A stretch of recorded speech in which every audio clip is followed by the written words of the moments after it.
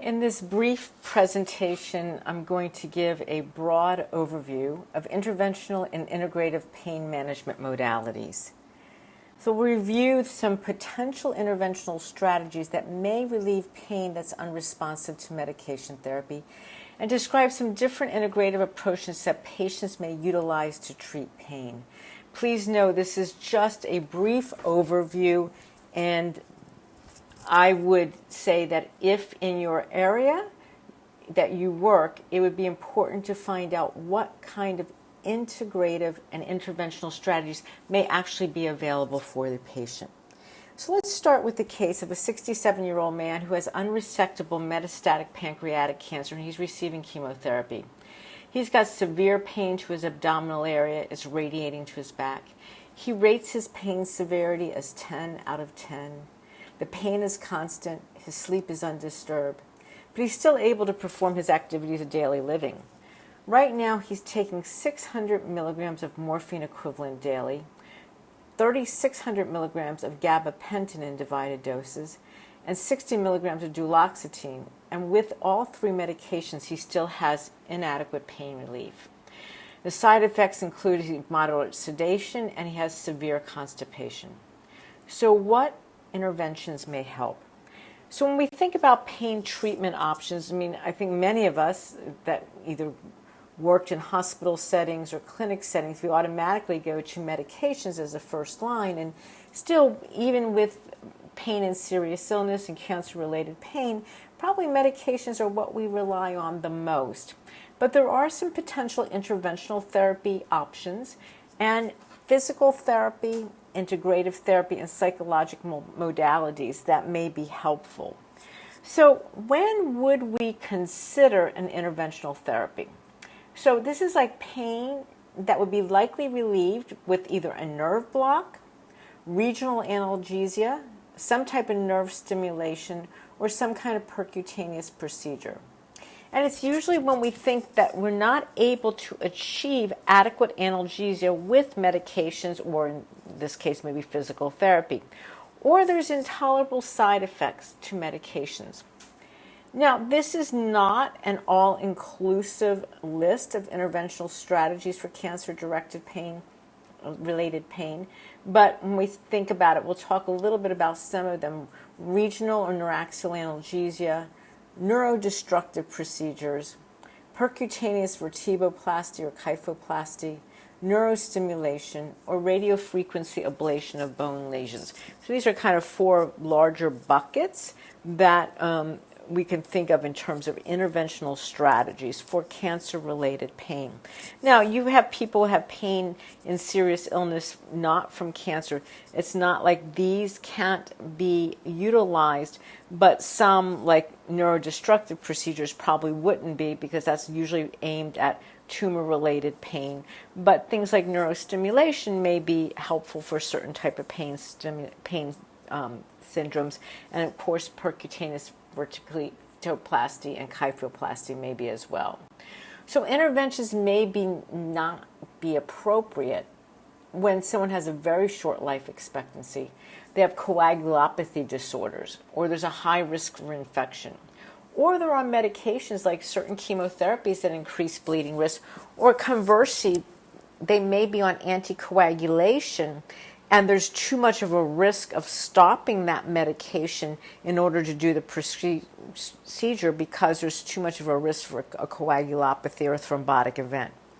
And it may be that you work in an area where there just isn't someone that has the technical expertise to be able to perform these procedures. But regional infusions are something that we probably do on a regular basis if you work in a hospital setting, because this can be epidurals, and this is useful for acute postoperative pain.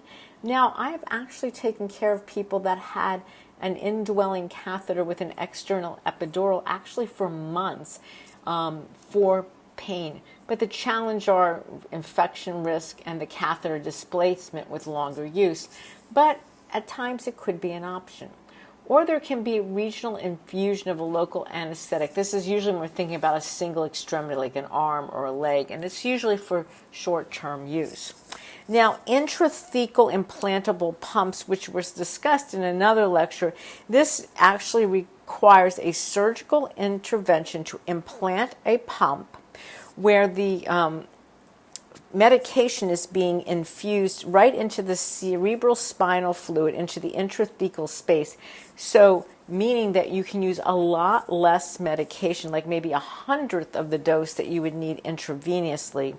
And this intrathecal delivery system can deliver multiple medications, such as opioids, such as anesthetics, such as antispasmodics. So this is when you have someone that absolutely has intractable pain despite other interventions or medications, but you would want to make sure that the person has a life expectancy usually of at least 3 months. It depends on the insurance whether they'll cover it, because it is costly. It does require going to the OR to have the pump implanted, usually in the abdominal area, and the catheter is then tunneled into the spinal cord area, and the pump can be refilled through the cavity of the abdominal cavity into the pump reservoir.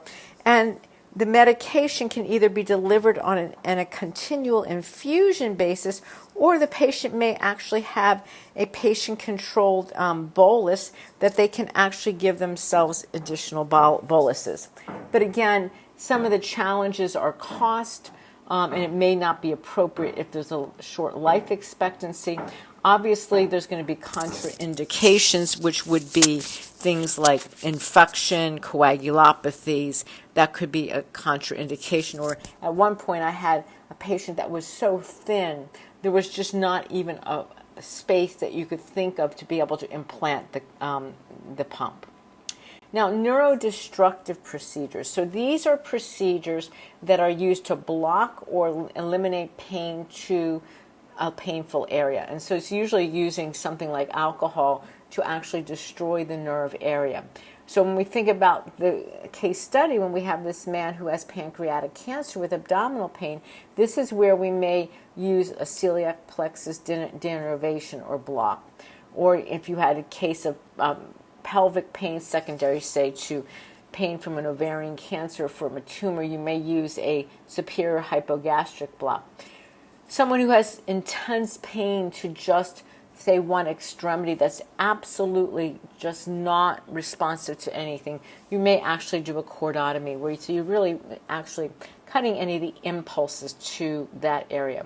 So you have to weigh the risk and benefits and contraindications. Now, even when we think about like a denervation, like a celiac plexus block, if someone has a longer life expectancy and you do this, is there a chance that the collateral nerves will regenerate and that the pain will come back even more intensely than it was before? It also is important, like, do you have the technical expertise at your institution to even be able to offer this to your patients? Now, vertebroplasty and kyphoplasty is most commonly used when there are vertebral fractures secondary to osteoporosis. But it also can be used when you have someone who has metastasis to the spine, where there's increased fracture risk. I think about people sometimes with multiple myeloma. And really what it is it's a procedure where there's actually almost like a cement type procedure that supports the vertebral body. And that would be like in your vertebroplasty. In kyphoplasty, a balloon is inserted in between the vertebrae to actually create like almost a cavity to place the cement. So this can actually potentially increase the height, between the vertebral bodies. Contraindications include obviously infection, spine instability, and coagulopathies.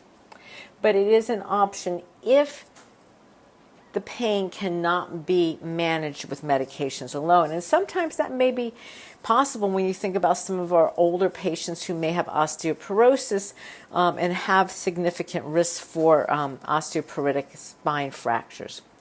Now, neurostimulation is like a spinal cord stimulation that's used to treat neuropathic pain, such as phantom limb pain, post-thoracotomy pain, post-laminectomy pain, chronic angina. It's even been proposed that maybe it could be helpful for chemotherapy-induced peripheral neuropathic pain, although I must say that I've never utilized that for any of my patients. So again, this is like in terms of the intrathecal delivery, this is an implantable device that's implanted into the abdominal cavity usually, or sometimes into a buttock cavity, and the catheter is tunneled into the spine.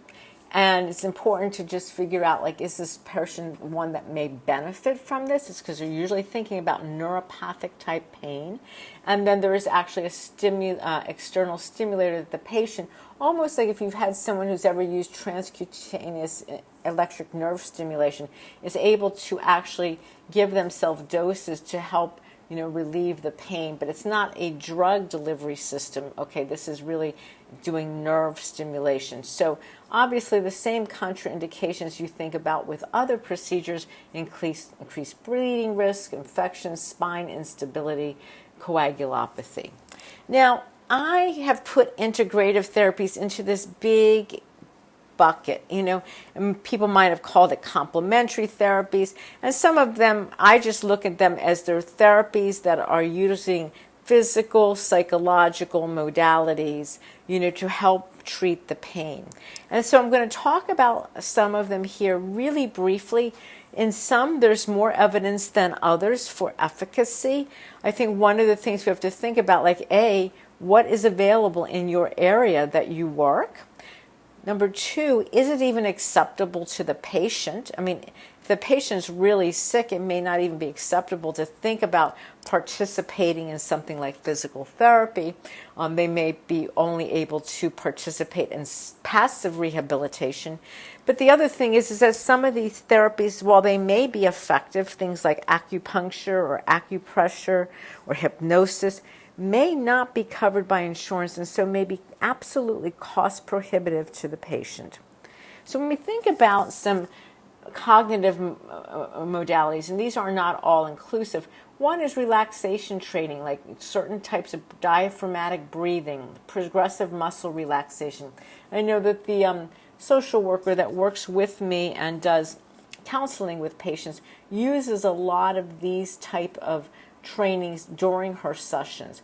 Distraction training, humor, art, electronic games, virtual reality is really up and coming as a pain management modality. It was first utilized when we were thinking about children with burns and having them put these virtual reality glasses on and imagine they're in like a snowstorm or in a snowbank in Alaska while they're having treatment for their burns. Music therapy, I know in the hospital I work at, this is something that's offered the same way as an animal-assisted therapy. Mindfulness-based stress reduction really came out of the work of John Kabat-Zinn, and who was using this work actually initially in patients with cardiac disease, and it's really about trying to teach people to use, mindfulness or a meditation technique to actually help to manage pain, help with stress and anxiety. Cognitive behavioral therapy is a therapy that's really working on how do you have patients help to manage their pain or stress or anxiety by redirection of, and focus in terms of their mental activity. The same way with acceptance commitment therapy that's not only been used in pain management, but also in addiction therapy. Imagery and biofeedback. Now, some of these like CBT, ACT, imagery, biofeedback may not be accessible unless you have those type of treatment modalities available in your institution. And again, then, is this covered by the patient's insurance? But some things like relaxation training, distraction training, may be something that you, even as nurses, are able to help teach your patients in order to help work with their pain. Again, this is not one or the other. It's part of the multimodal, using multiple physical, psychological, modalities to manage pain.